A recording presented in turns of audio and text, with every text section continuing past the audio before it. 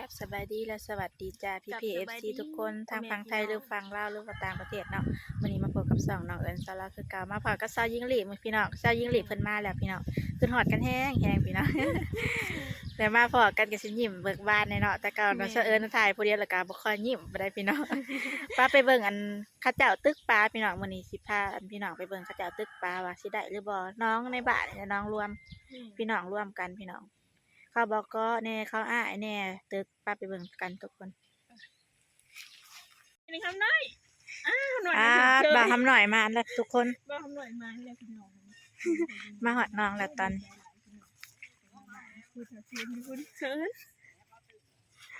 จะเส้นกับปลาเถาบ้าง งอทำหน่อยงอใหญ่เบิ่งแน่ใหญ่บ่ทำหน่อยสมัยนะบ่ทำหน่อยนะ ไพ่กับกันดังไหวพี่น้อง ตัวใหญ่ใหญ่ จนจำกันกับพุตึก ใส่กำปั้นด้วยใส่กำปั้นหน่อย ปลาจีนพี่น้องปลาจีนแต่ว่าอยู่ลาว แต่ว่าใหญ่นึง ใหญ่พี่น้องตัวเดียวก็พอกินมาเสร็จเนาะ กินอยู่3 มื้อสยิงจังสิเบิด เนาะแม่ใหญ่พี่น้อง เป็นมึงแนม อันบ่เห็นปลาน้อย ปลานิ้น เส้นสบายดีไหม สบายดีกล่องไหม สวัสดี นี่ทุกคนปลาถึกมองบอกก็เพิ่นยิงขึ้นมา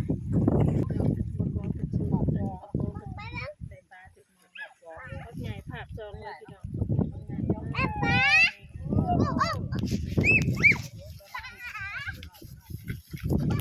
ก็เด็กหน่อยก็ม่วนนางเกิดแล้วก็นั่งกินสาวเซน เพิ่นก็ม่วนนำเลย ปานุจันทร์กระสือ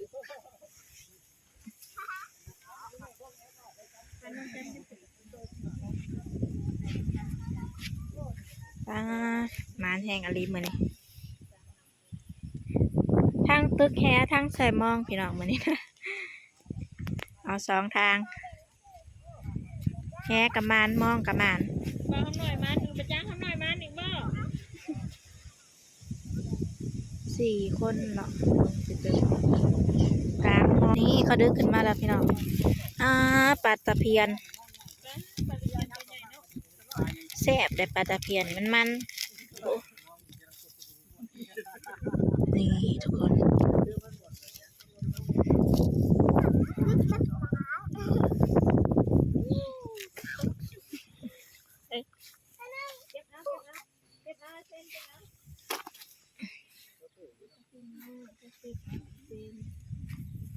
ได้ขึ้นมาอีกแล้ว จะปลาตะเพียนกับใหญ่ยังปลาดูลูกเองไปใช่พี่ลูก ใช่เอาใส่เส้นเอาใส่ ใช่อีกยังตัวหนึ่ง โอ้ถ้าเส้นมันกระจับปลาใส่อันกระสอบน้อง เก่ง ใส่มาเบิ่งด้วยสิ ดำเลยดำกระหล่างเอา นี่ทุกคนปลาจีนช่องโตมีตัวบักใหญ่พี่น้องแล้วก็หั่นกับเป็นมีแต่ปลาตะเพียน ปลาตัวพี่น้องบอกเอฟเป็นอะไรเดียวบ้านใหญ่อะไรเป็นปลากินหยาไปจังเนาะ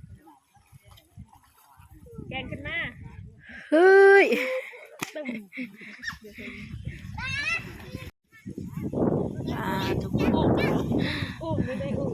คนยังหัวหลอดยังไงอุ้มเนาะพวกหมูจะปลาใหญ่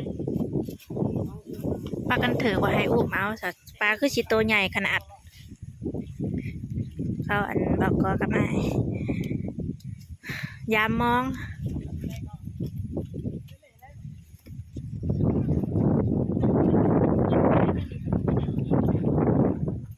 แล้วเรามากินไป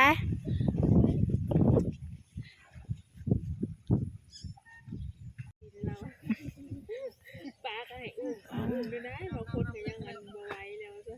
ให้อุ้มเอาปลาเนาะ พากันยามอันมองพี่น้อง ปวดด้วย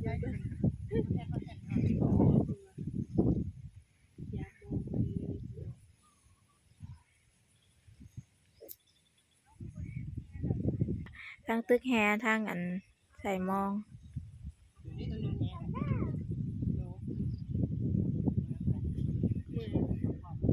กระเป๋าทำหน่อยเข้าบอกก็แล้วกันเข้าหายเนาะปาเอาอันมองยับเข้ามาทางแคบๆทางไก่อันเคลือบปอดเนาะบอกก็เพิ่นก็ไล่ออกมันว่าปลามันอยู่แถวนั้นแหละเพิ่นว่า คอยเน้นไปยัง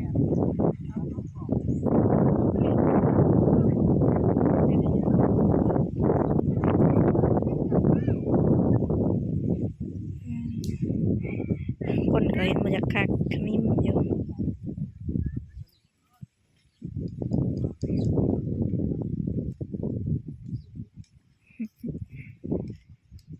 จากได้จะได้แล้ว คือน้อง เอาไงเมียบอกก็มันใส่ทุ่งดำนะทั้งใส่อันกระเช้าทั้งใส่ทุ่งดำพี่น้องมาแล้ว ปลา ดิ จีนตัวนี้มันอยากสั่นจีนปลาจีน พากันไล่เลยพี่น้อง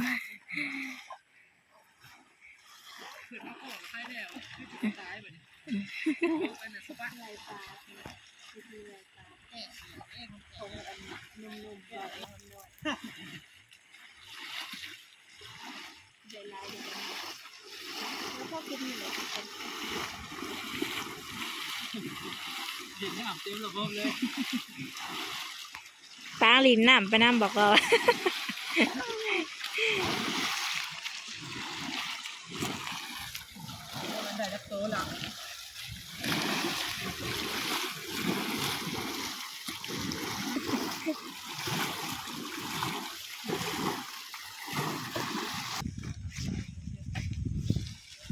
เอามาถอดใส่กระสอบอีก ป๊าดเถอะทุกคนป๊าดพี่น้อง ฟังเด็กวาย มัน มันจะสิว่าทำใด ป๊าดพี่น้องใหญ่มาบอกหนีอีกแล้วทุกคนใหญ่มาบอกพักปอดไล่ได้หนินะพักปอดไล่ก็มู่ป๊าดได้แล้วทุกคนอายเพิ่นได้แล้ว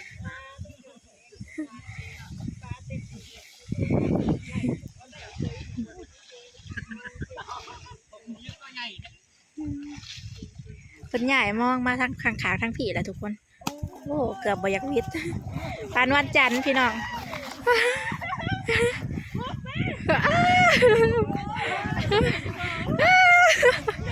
ม่วนนกกระเจ้าอีน้อยใช่เลย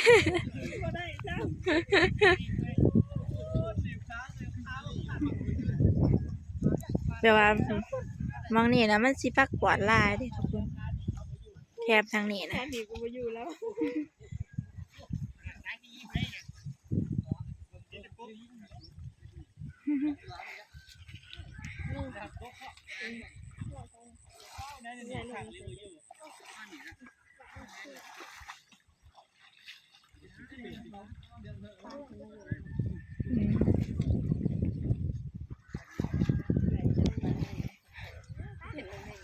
ไล่ขึ้นมาเทิง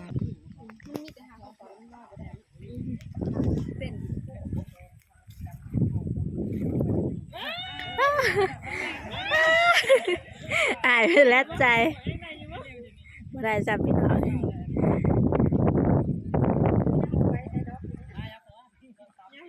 อ้อมมาวันนี้แล้วกันอ้อมมาฟ้าแล้ววันนี้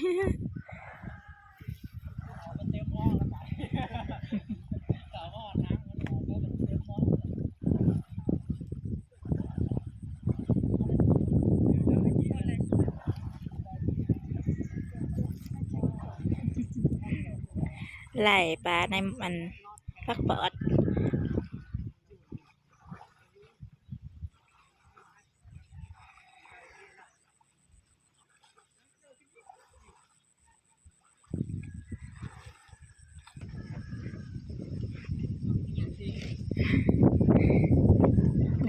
งมหาแถวพักปอด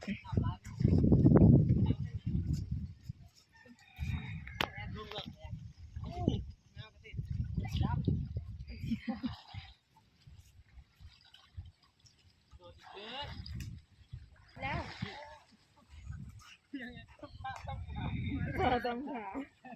ลาตำขาวเสียงคุณปลาตำขาวคน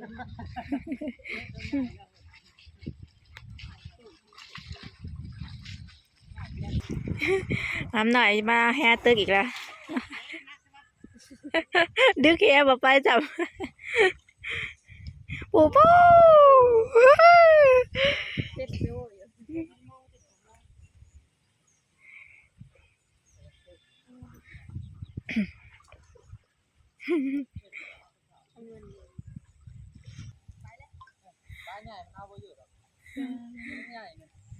ยามมองอีกแล้วทุกคน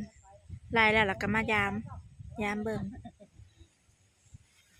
เรื่องเห็นไหนบ่เอาบ่กวน เนาะอ้ายเฮามาอีกแล้วปุ๊เราดึกขึ้นไปปุ๊อ้ายแอดมาอีกแล้วป๊าดบ่ก่อนนะ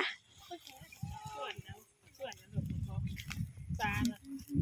ทุกคน ส่วนแล้วง่ายนี่เนาะ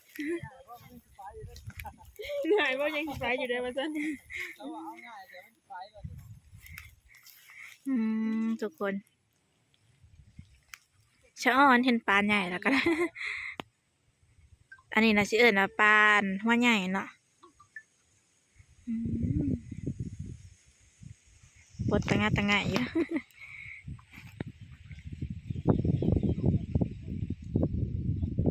ใหญ่จริง ปลาจักโลน่ะ โลปลาย ประมาณกิโลนึงไม่ใหญ่มันเลยปลาข้าวมัน ไปประมาณป้าใหญ่จริงพี่น้องป้าน้องลงน้ำเด้อใหญ่จริงเลย ทุกคนตัวบ้าใหญ่นะพี่น้องปลาเถอะอุ้มพุละโตล่ะ กิน ปูปลาก้อนนะช่อง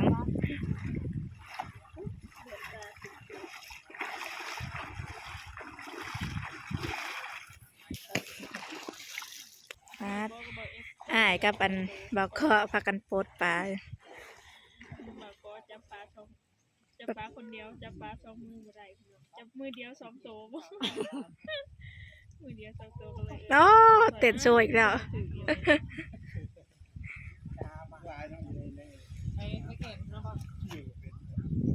อ้าปลาบ่แม่งกินขนาดนั้นดองๆของพวง อันแอกอันดึกขึ้นไปอันเด้ เพราะว่าทั้งผิดเนาะเกิดขึ้นได้ กูแล้วทุกคนพ่อล่ะกูมองไปนี่เฮ้ยอย่าคันวันจันทร์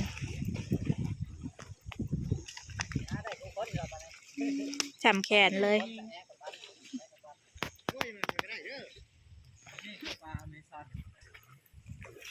ปลาอเมซอน ปลาอเมซอนบ่แม่นวันปลาเมืองจีนบ่ ปลามันกินถึงลาวตัวใหญ่เนาะ ปลาใหญ่ ใหญ่แฮงพี่น้อง คือตัวงามๆแต่คนมันได้แค่เดียวแล้วมันจงแจ้งเลยดิดูโอ้ ยาวแฮงเลย ปวดพอตัวใหญ่พี่น้องปลาพี่น้องจะตัวใหญ่ปลาที่จำกันบ่ แม่นทำกันรุ่นเดียวกัน คนงานแห้งอะไรพี่น้อง แม่นครึ่งกระสอบเลยปะจ๊ะ เที่ยวมาพี่น้องปลา ก็เป็นเลี้ยงขายของเลี้ยงกันใหญ่เนาะใหญ่กันเลี้ยงปลาบ่เป็นไปจริงจังตัว ปันกันละทุกคน ผูกไปผูกมา สำหรับมายาตัวใหญ่ ยายตัวใหญ่ข้างในจะพูดเอามันนั้นพบกันเด้อ เจ็ดจักคนคู่คนนับเงินเลย1 2 3 4 5 6 7คนแม่นคนนึงก็ฮะ7คนแม่นคนนึง7คนคือเขาว่าพอดีว่าตัวใหญ่ น้องมี7คน ตัวใหญ่หอดว่า7ตัวปล่อยไปนำบ่หอดได้6ตัวโอ้ยไปเอาตัวหน่อยก็ได้เสียสละเองคะแนนหลายตัวหยอกถ้าเป็นตัวตัวฟันนั่นเนี่ยมันกันไปหอดเวียงหมดแล้ว นะผมนี่ก็คิดเอานี่ผมก็ชอบนะผมมาดื้อ นั่นนี่แหละจังชัดเจน กันพี่น้อง จังกว้างไกลนี่เฮียคิดตะเวียนกันใหญ่เนาะ มีอันเจ็ดล้างเฮือนพี่น้องครอบครัว ลูกหลานครบ7เฮือน7ครอบครัวเนาะเฮ็ดเป็ด7ผูด ปันปันกับบหลายจังแบบเพิ่นละ2-3โตเพราะว่าพี่น้องหลายนี่ นี่ผู้พ่อเดือดห้องเด้กับส่วนนี้เด้ไปทางหลังเด้จะพุ่นเด้ก็ไปเอาดิเด้ไปเติมเอาพุ่นยังจะพูดกันยังชอบ ให้ไปนำพุ่นแล้วไปเอาเด้อ ก็ไปเอาเลยไปละบ่เห็นกันเห็นน้ำมันก็บ่เห็นนะลูกไปไหนเลี้ยงเองพี่ของม่วน นี่ทุกคนอายเพิ่นเลือกเอากองนี่เนาะเห็นไหมว่าอีกงานเพิ่นก็สิเป็นผู้เอามือ เป็นอะไรแถว นี่ปลาที่ปันกันได้แล้วทุกคนแล้วเราเชิญไปเอามาเขาตู้เย็นไว้เนาะเพราะว่าวัตถุจากว่าสิเฮ็ดจังได้กินทันเดเดี๋ยวมื้อหน้าสิมาเฮ็ดสู่พี่น้องเบิ่งว่าสิเฮ็ดจังได้กินนะเพราะว่าอันตอนนี้มันก็เลยเที่ยงไปแล้วกินข้าวแล้วเรียบร้อยแล้วได้อันมีอัน6-7ครอบครัวนะมี7ครอบครัวกันให้กันเบิดทุกคู่ทุกคนแล้วพี่น้อง7เฮือน7ครอบครัวนี่พี่น้องมาหอดเฮือนแล้วเชิญกับปิ่งเอาตัวหนึ่งเนาะไก่หันก็เอาเข้าไว้ตัวเย็นไว้เอาเมียนซะก่อน ปิ่งเอาตัวหนึ่งเพราะว่าปิ่งไว้ให้อ้ายเพิ่นเนาะอ้ายเป็นผู้ตึก